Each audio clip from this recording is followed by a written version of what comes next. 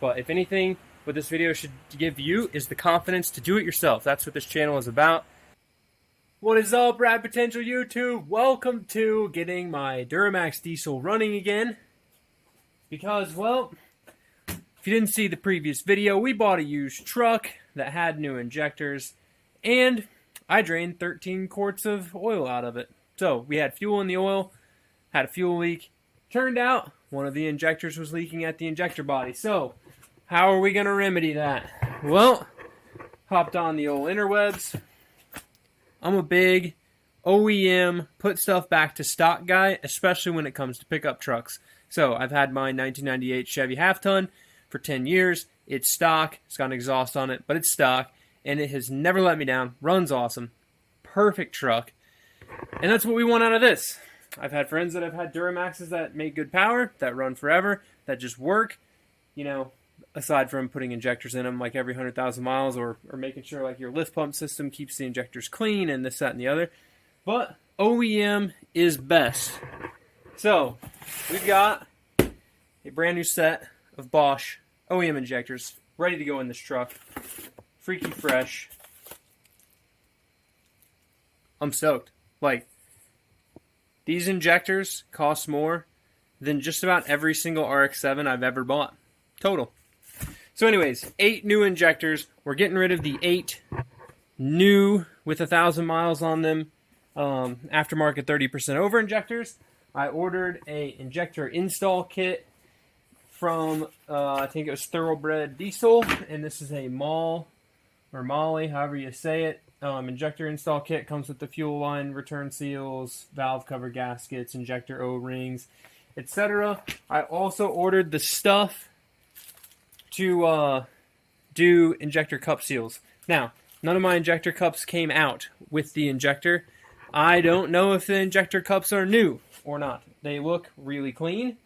But then again, the inside of this engine also looks really clean. So they could be the original ones. They didn't come out. They're not loose. So we're going to leave them in there. But I ordered the parts in case we needed them. Now, first things first, before we go putting any engine back together. This isn't just Duramax. This is any engine. You need to clean your parts. I kept everything nicely organized, labeled, laid out here. I went ahead and cleaned the valve covers. I went ahead and cleaned the surface on the engine where the valve cover mates to. You also want to make sure that you clean the peripheral area around that. Because when you go to drop a nice clean valve cover with fresh silicone down in there, and then you touch like a leaf and it falls into your silicone and messes it up, it's just not a good day. So get that stuff clean. The next thing is you want to make sure that there's no crap in your engine that fell in there when you took your valve covers off. Now, a shop back end is large. It's not just going to, you know, suck everything up out of there as much as we wish they would. But when you take a small piece of 3/8 metal brake line or fuel line or whatever, Gorilla tape it in the end of it, you can get down into all the nooks and crannies on the top of the cylinder head and suck up any dirt, suck up any residual oil or fuel or whatever that's laying in there with the end of this. So I had some stuff, you can see a little bit of some carbon that was built up and left down in some of the injector cups. We're going to suck all that out. We're going to get these new injectors stuck back in, and hopefully this thing fires right up or, you know, cranks for a while and then pitters and patters to life. But with that, the injector install process is pretty simple. Drop the injectors in. We're going to torque everything to GM specs and then put the fuel return lines on. Yeah, so I guess injectors, fuel return lines, injector wiring harnesses, lower valve covers, upper valve covers, CP3, or not the CP3, the FICM, is that what it's called? The FICM, F-I-C-M, fuel injector control module, the little box thing on the side, the PCV stuff, and I think we're done. Oh, coolant stuff, and then I got some fresh coolant to put in it. So we've also got to just, like, this stuff doesn't need to be perfectly clean to go back on, but see, I'm a nerd about making sure my stuff's clean, so before any of this stuff gets bolted on, it'll get, like, cleaned, spotless. So let's get to work putting this thing back together and get this thing fired up. Oh yeah, and AC, coolant thingy, wiring, weird stuff back there, fuel lines. There's a lot to do. We're gonna get it all done. Let's go.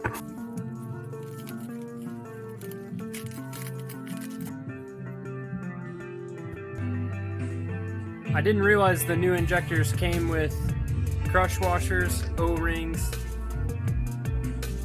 on everything already. So I guess you only need the install kit for the return line fittings, and this install kit actually came with cup seals too.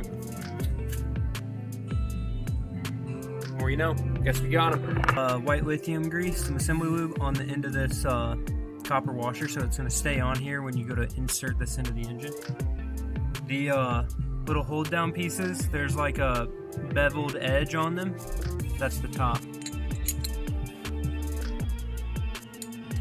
Now in all the videos I watched, they said it was key to make sure that this is seated all the way before you tighten this down.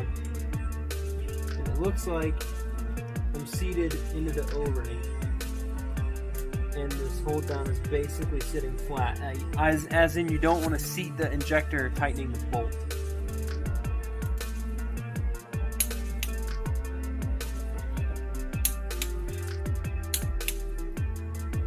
So dropping those in, you're gonna feel the O-ring pop into the cup, and you really want to make sure, like I said it before, that seats all the way down in there. Now if you look down through, it's going to be impossible for me to show you this on camera, but if you look down through the rocker arms from the top of the head to the injector, you can see the shoulder of the injector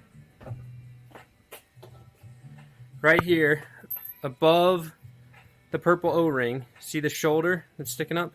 You can see the shoulder, and you can see if you've gotten it flush with the head. You need to make sure that you get it flush with the head. When you have that done, you know that the O-ring's seated, and then you can tighten down your hold downs.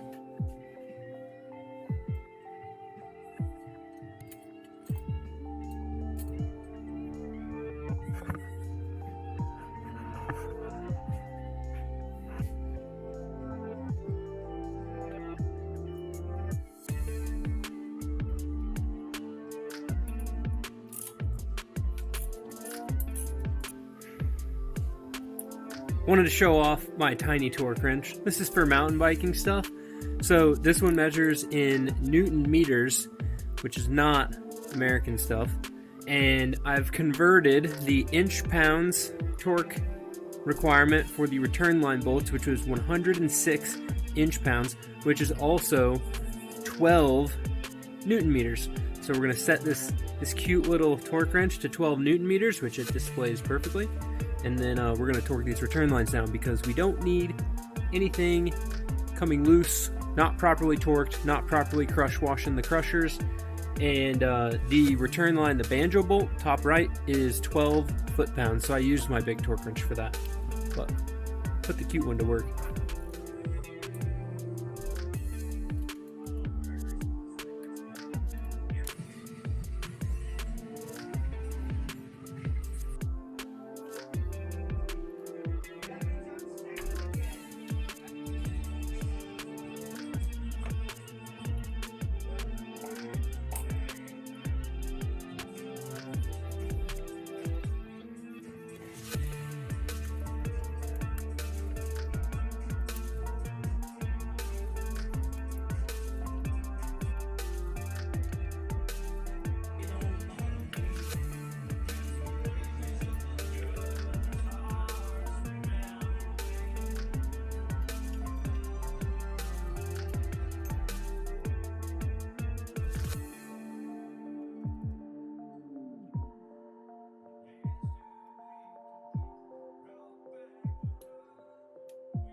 Well guys, short interruption here.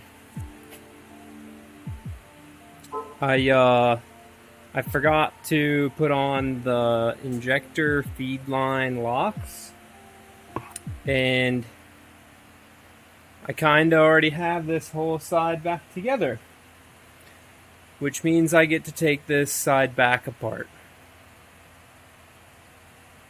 Always something. That side over there, way easier to put the locks on after you've got it all done. Guess I'm back to it. Now it's time to try and start this thing. So, back when I was in high school, my cousin had I think his was a 01 Duramax, and we ran out of gas. Leaving the school, his fuel gauge didn't work, which is just not a good recipe for diesels. Anyways, or I guess it was intermittent. It came on and off. And I can remember him coming up here and priming his fuel system after we put fuel in it in the school parking lot. So I kind of knew a little bit about what this particular thing does. Now, this is the stock fuel filter, and then there's a priming button here. So when you push that, it's going to draw fuel, I guess, from the tank up to here, so that then the mechanical pump on the engine can make it work, because this truck doesn't have a lift pump from the factory. I would assume if you have a lift pump installed, when you kick your key on, it's going to pump fuel up here, and your truck should start fairly easily. So what I've done, there's a bleed screw on the top of this. You crack that bleed screw loose, pump this until you get fuel coming out of that. I say fuel, diesel fuel. Fuel. I work on gas stuff. This is new to me. So I went ahead, and when I put the filter on, I filled the filter up with fuel. It didn't drain the filter, so it's not a dry filter, so I didn't have to pump that full. So literally mine came to prime fairly quick. Now, do I think this thing is just going to fire right up and run perfect and do whatever? I have no idea. So we're fixing to fire this up. I went and tried to find some videos on first start procedure for your Duramax after installing injectors, and everyone's like, oh, I'll make another video showing you how to start it, and then they never make the video. I couldn't find it. So we're here. The only thing on my truck right now that I don't have done, okay, is I don't have coolant in this thing. I want to hear it start, at least light off, make sure I don't have any fuel leaks before any like massive fuel leaks I can see, which I doubt. I'm just looking for the feed lines and over there at the FICM as well. Once I know I don't have fuel leaks and I know I don't have to take this upper radiator hose off, then I'm not wasting my coolant that I'm going to put in this thing. So I just want to hear it light off, run for 5 seconds, we'll shut it off, and I'll put coolant in it. The other thing is I broke one of my clamps for my intercooler piping, and my Mazda turbo stuff, I don't have clamps that are big enough, and all my clamps are like 3-inch clamps, and that thing's massive. So this piece right here, it just blew the end out of the T-bolt clamp, so I'm probably just going to run to the parts store and see if I can find even a worm clamp or something. Will be fine for now. I'm not trying to tow the world down with this thing. So anyways, I guess we're to the point now where we get to see if this thing starts. It's only been apart for a couple days. I've got the interior all out of it, as you can see. We're overhauling that, getting ready to put a new headliner in it. Neutral. Key on. Glow plug light went away. Oh, big heavy clutch in. Let's see what it does.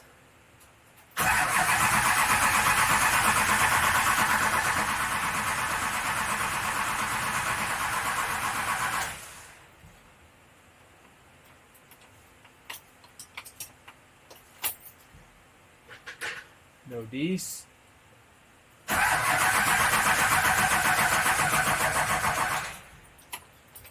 My batteries are getting low. Not particularly ideal, huh? I guess I'm gonna pump some more on this prime thing and see what we get.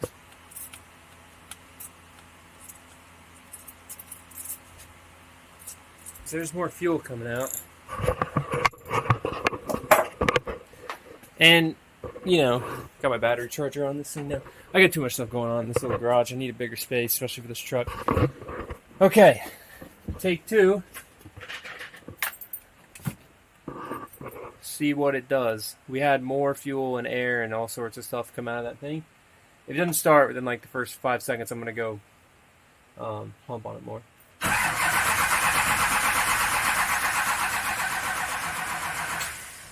Crickets. Okay, I'm going to keep pumping on that, and I'll let you know what changes or makes it better. Okay, so I pumped on it more, like a good amount more. I got a standard, or a steady stream of fuel flying out of it, no air bubbles. So I guess I'm just going to try that again, and we'll keep at it till it starts. I don't know if, like, hitting the throttle pedal helps. I have no idea. It's an electric throttle pedal, so it's not exactly like opening anything. Now, I don't know that I got a battery charger here, I definitely don't. That has enough nuts on it. See, because now I don't know if it's worth, like, do I pump this just to bleed it? Or do I sit here and pump this up with the bleed screw closed? Alright. Come on, girl.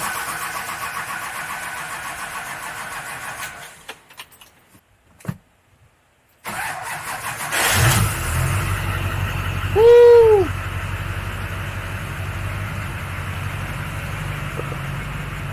I didn't think it was going to start because the battery was a little low.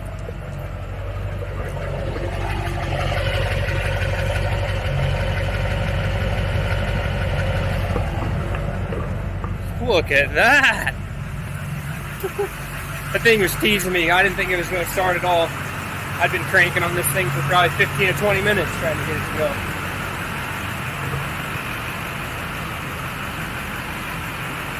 Alright.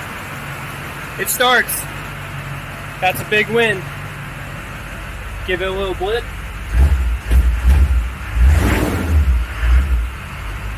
Good. We're charging. We got oil pressure. Sounds good to me. Alright. Well, it runs, guys.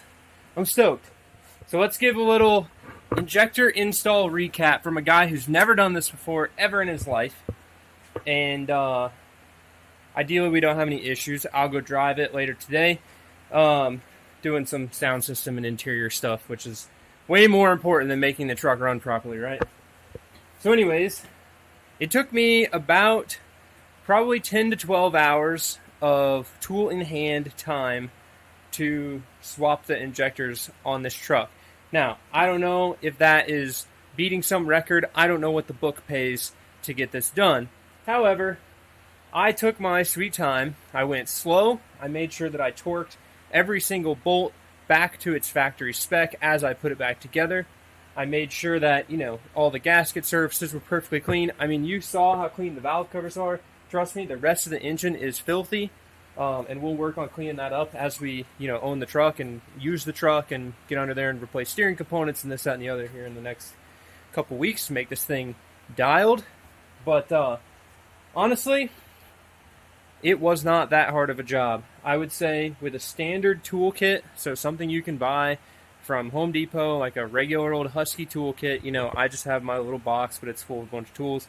You'll need a standard toolkit. You'll need fuel line fittings to be able to take, you know, the fuel lines off, which you can get one of those. I don't even know where my set of them are now. I've done lost them. But you can get one of those little plastic clip sets from the parts store for 15 bucks. You know, use one of those. And other than that, it's pretty easy. One thing that you will need to get to do this job is a set of crowfoots, which these are just regular old, like, crowfoot socket or crowfoot ratchet adapters. But what I've always called, and maybe it's just me being, you know, not as experienced, so I never called that a crowfoot. I actually called these crowfoot wrenches. And come to find out, so I was calling this a crowfoot. Come to find out, this is actually called a flare nut wrench. It has the slot. I would call it like a line wrench or a crowfoot wrench. But those other things are called crowfoots wrenches. Oh, here's your, need these little fuel line removal tools. But anyways, get you a set of those crowfoot wrenches. I got that set at Harbor Freight for $9.99. And then that allows you to torque your injector feed lines to the proper torque. Okay? So you also need a torque wrench. If it's your first big mechanics job, don't go out and buy a torque wrench, you know, but go borrow one, use it, and then you're good. Other than that, guys, I'm not one to call myself a diesel mechanic and offer this service to anybody, but in reality, like what the receipt that came with the truck said, I mean, the guy got charged close to $2,000 in labor to have this done, you know, at $100 an hour for 10 hours, you know, that's $1,000 plus parts and stuff. You know, I don't know what that shop's charging. I would bet that a diesel shop's probably charging $150 an hour, you know, maybe $120 an hour, whatever. But, you know, this really wasn't that terrible of a job. Take your time. You know, like I said, be meticulous about laying your parts out so you know exactly where they go.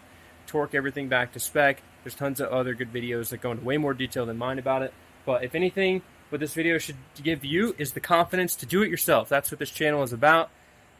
We do everything ourselves here for the most part, besides like roll cage fabrication and big heavy stuff. Because I mean, if I'm gonna put myself in a car and get hurt, potentially get hurt, I'd rather give the work to somebody who does it professionally. But as far as technicianing and fixing little problems, we're generally going to do it all ourselves. So if you got an LB7 and you know that I'm going to have a ton of issues with this thing and you want to see me fight through them, definitely subscribe.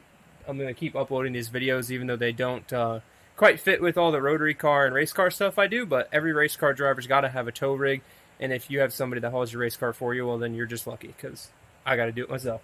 So with that, I'm going to get on to the next video on this series, which has been in the course of being filmed while we're working on this, which is you can't have a badass tow rig if you don't have a badass sound system in your tow rig. So we got full kicker audio that I ordered for this truck, sub, new speakers, I got a JVC head unit going in, like a double din touchscreen head unit going in, amp, the whole deal.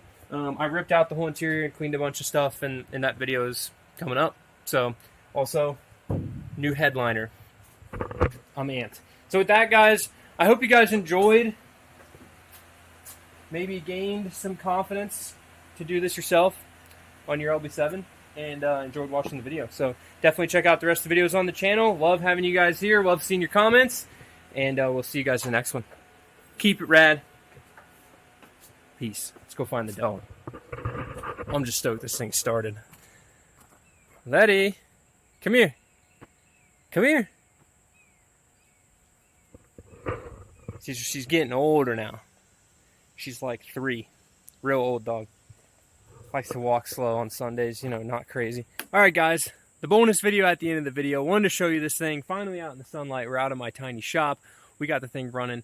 We drove it. The injectors work flawlessly. So I wanted to show you hot start. I just got home from work and kind of give you a little bit of a recap after my first drive, any of the issues that I ran into. As far as leaks, oil leaks, we're dialed. I've got a small coolant leak from the bottom of, there's an aluminum heater core line that comes to the front of the engine down in here. It's really hard for me to show you. And I have a leak where the rubber hose goes to that. My guess is when I probably pried on the hose to take it off, that I might have tore it with my channel locks or something. So I'm going to order a replacement hose for that. We'll get new clamps. We'll put it back on and should be dialed. Otherwise, no major issues. Knock on wood, we haven't driven it long enough to see if I've got gallons of diesel fuel in my oil, but it's not exploding out of the breather just yet. So we'll go ahead and I'll just give you guys a little hot start right here. So I've already redone the interior. Go check out the interior video. It's coming right after this one. I still need to fix my park brake. So kind of the first test drive of this truck, you'll see in a couple weeks. We'll take this on a trip up north to Indiana, towing some trailer, towing some engine stuff. But I need to fix my park brake, which is really inconvenient not having a park brake on a stick shift truck. So we'll go ahead, clutch in. It is already up to operating temperature. That's how long it takes to start. So I was a little bit, and we still got 30 pounds of oil pressure at idle. Which I guess comment below if you have a Duramax and that's like low oil pressure. The gauge is like increments of 30. Oh, we were jamming. The gauge is increments of 30 and it sits one tick below the 30 mark, so 60's at the middle. Kind of show you. But it comes up to 60 as soon as I hit 1500 RPM, if that. The little Bully Dog tuner, I've got it set to no power. I haven't really messed with it that much. One thing I am curious about, and I just don't know, is within the Bully Dog, I couldn't find a setting that I needed to change the injector from the 30% over to a stock injector. Typically on like an RX-7 or any of my import cars where you're tuning with an aftermarket ECU, you set the injector size and then you build your tune off of that. I don't know if this is supposed to have an adjustment for that or not. It had the 30% overs in it before, now it's got stock ones. It seems to run perfect.